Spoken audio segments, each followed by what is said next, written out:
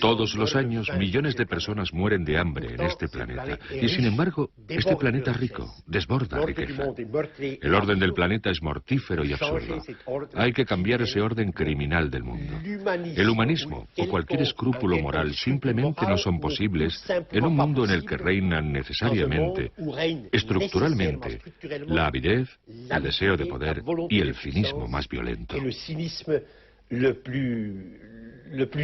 El derecho a la independencia, el derecho a la soberanía, es hoy por hoy un lujo de los países poderosos, de los países ricos. Cuando los países pobres ejercen el patriotismo, ese patriotismo se convierte en populismo, o peor todavía, en terrorismo, y constituye una amenaza para el mundo. Entonces nosotros no tenemos el derecho de defendernos, solo tenemos el derecho de aceptar lo que otros deciden por nosotros. Y esos otros son los que ejercen el gobierno mundial. Los verdaderos amos del mundo hoy en día, en primer lugar, son invisibles. No están sometidos a ningún control social, sindical, parlamentario. Son hombres en la sombra que detentan el gobierno del mundo. Detrás de los estados, detrás de las organizaciones internacionales, hay un gobierno oligárquico de muy poca gente. Muy poca gente, pero que cuenta con una potencia, una influencia, un control social sobre la humanidad, como jamás un papa, ni un emperador, ni rey alguno han tenido a lo largo de la historia de los hombres. Pero ¿quién es este asesino serial que mata todo lo que toca? Habría que meterlo preso, se me ocurre, pero ocurre que no se puede meter preso a este asesino serial porque él tiene las llaves de todas las cárceles y porque es un sistema universal de poder que ha convertido al mundo en un manicomio y en un matadero.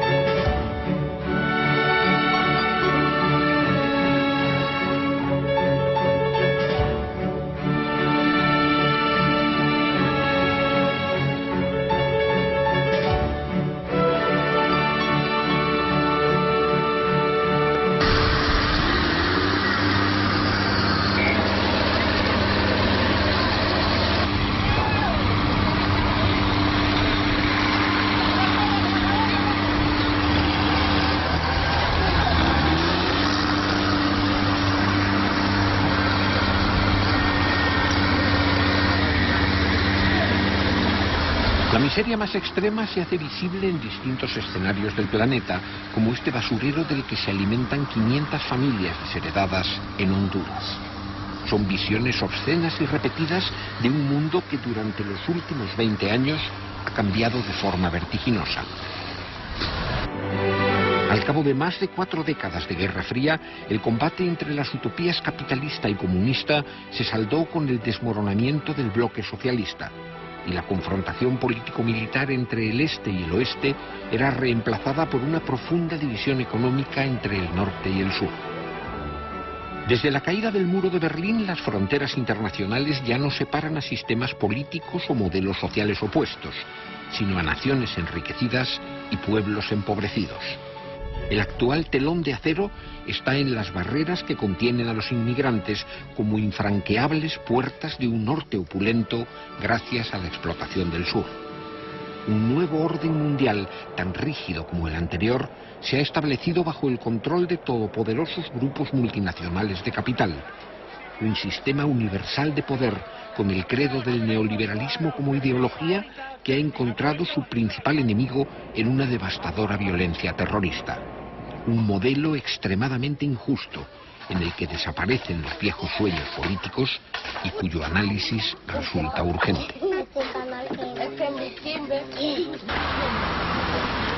Jan Ziegler es una de las mentes más lúcidas de la izquierda europea. Profesor de sociología en las universidades de la Sorbona y Ginebra, sus ensayos políticos le han dado prestigio mundial. Desde hace años, sus análisis radicales resuenan en el seno de la Segunda Internacional y sus informes como relator de Naciones Unidas constituyen inapelables actas de acusación sobre la injusta distribución de la riqueza. Eduardo Galeano es uno de los intelectuales más respetados de la izquierda latinoamericana. Un valiente ejercicio periodístico de clara oposición a la barbarie militar en el Cono Sur le forzó al exilio.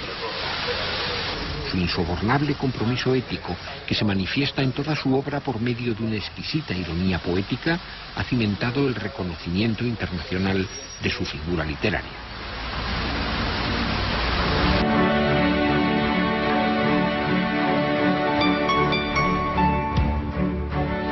Las voces críticas de Galeano y Ziegler se cruzan para desnudar y retratar el implacable sistema de poder que parece consolidarse en los comienzos del siglo XXI.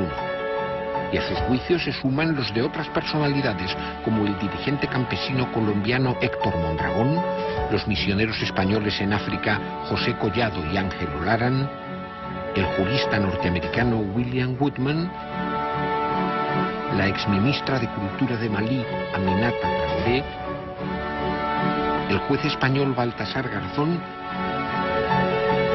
o el escritor argentino Ernesto Sábato, en el intento común de examinar el nuevo orden del mundo.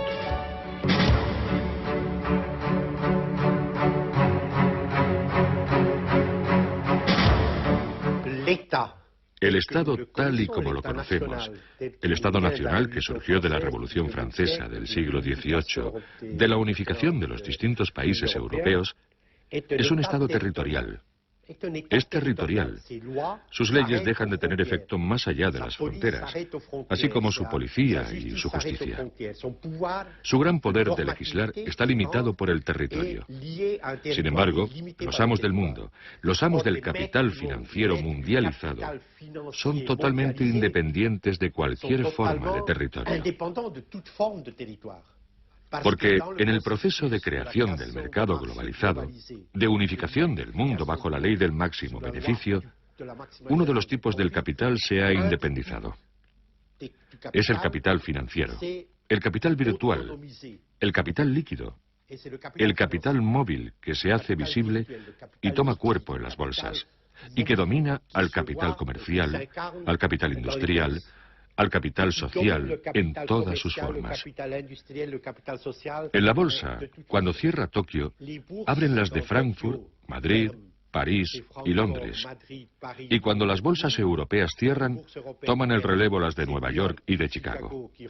Por lo tanto, el capital financiero recorre el planeta las 24 horas del día con una única finalidad: el beneficio máximo.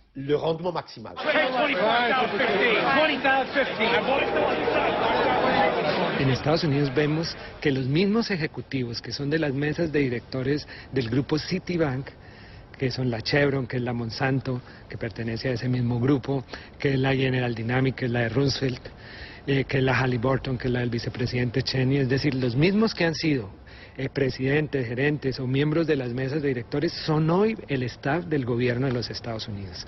Es decir, que ya no podemos hablar de un gobierno en la sombra de estos grupos, sino podemos decir que mediante el gobierno de Estados Unidos estos grupos han empezado a ejercer directamente el poder, y que los que sí son entes meramente subordinados son la mayoría de los gobiernos del mundo, que dependen de ellos.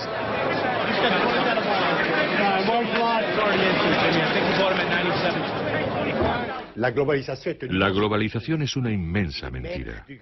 Los amos del gran capital, que dirigen el mecanismo de la globalización, dicen: vamos a crear una economía unificada por todo el mundo y así todos podrán disfrutar de las riquezas, de los progresos científicos, de los progresos del comercio, de los progresos de la libertad. Lo que sucede en realidad, si observamos la economía, es que existe una economía de archipiélagos que la globalización ha creado. Existen algunos islotes extremadamente ricos, extremadamente poderosos, y continentes enteros que desaparecen en la oscuridad. No hay duda de que entre las organizaciones interestatales visibles, que están en la vitrina de la globalización, 3 organizaciones son las más poderosas, que dominan, que regulan los acontecimientos económicos.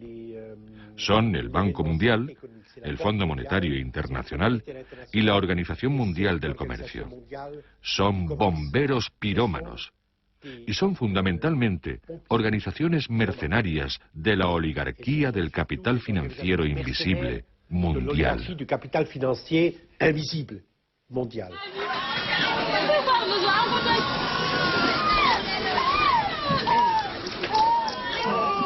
La política del Fondo Monetario Internacional como la del Banco Mundial yo no la veo clara por ningún sitio porque no se ven los beneficios. Yo aquí en 30 y tantos años pues veo que la pobreza va aumentando. Los ricos del país cada vez son más ricos, pero los pobres son cada vez más pobres. La agricultura va para abajo, la ganadería va para abajo, todo va para abajo. Si hubieran efectos saludables para toda esta gente, se verían. Yo no los veo por ningún sitio. Es la mundialización de la pobreza, ¿no?, de la riqueza. Yo no creo que se pueda luchar contra la pobreza, ni crear, como se llama aquí, una estrategia de lucha contra la pobreza sin luchar contra la riqueza y sin luchar contra los ricos mismos. ¿Por qué? Los ricos son cada vez más ricos y los pobres son cada vez más pobres.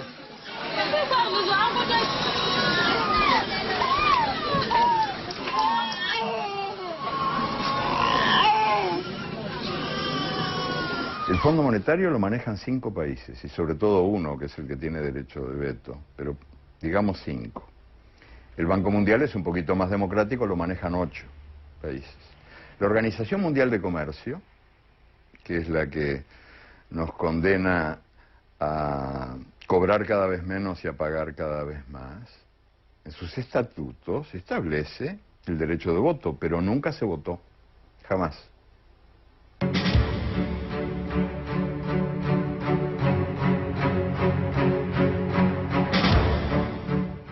El capitalismo de hoy en día, tal y como se ha desarrollado a lo largo del planeta, como el mercado mundial unificado como instancia única, con esa mano invisible que decide quién muere y quién vive en este planeta, es en realidad un killer capitalismus, un término alemán que los economistas marxistas alemanes inventaron.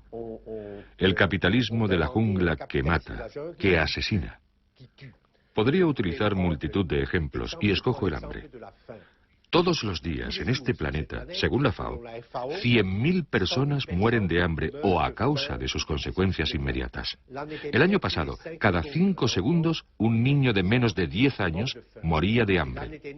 Y el año pasado también, 856 millones de personas, una de cada 6, ha permanecido malnutrida de forma grave y permanente.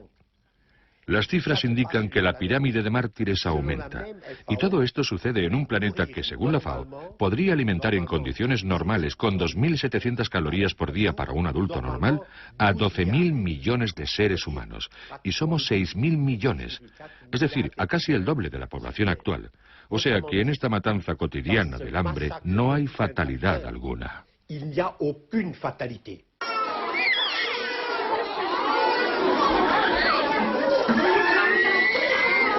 Esta gente no está sufriendo de la hambruna actual.